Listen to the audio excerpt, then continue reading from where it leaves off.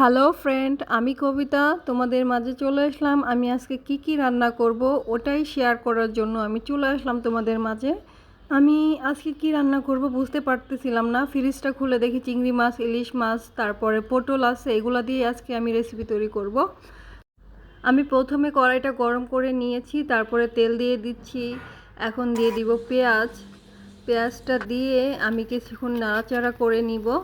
তারপর আমি দিয়ে দিব হলো আদা বাটা, রসুন বাটা একসাথে দিয়ে দিব।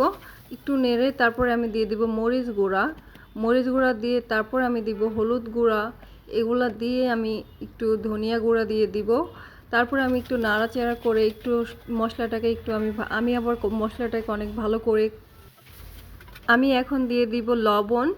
লবণটা দিয়ে আমি কিছুক্ষণ নেড়ে চেড়ে নিয়ে তারপরে আমি দিয়ে দিব এটার মধ্যে হলো চিংড়ি মাছ। চিংড়ি মাছটা দিয়ে আমি কিছুক্ষণ নেড়ে চেড়ে আমি এটাকে একটু পানি দিয়ে কষিয়ে নিব। আমি অত্যন্ত দুঃখিত, কারণ আমি পুরো ভিডিওটা দিতে পারিনি, আমার ফোনে স্টোরেজ ছিল না, তাই আমার কিন্তু রান্নাটা অনেকটা কমপ্লিট হয়ে গেছে, আমি বাকি ভিডিওটা দিতে পারিনি। এবার আমি ইলিশ মাছটাকে একটু পানি দিয়ে সেদ্ধ করে নিব। পেঁয়াজ, কাঁচামরিচ, রসুন এগুলাকে আমি ভালো করে ভেজে নিব। এবার আমি পটলটাকে ভেজে নিব আর ইলিশ মাছটাকেও আমি ভেজে নিব। তারপরে আমি বাটাবাটি করতে চলে আসলাম।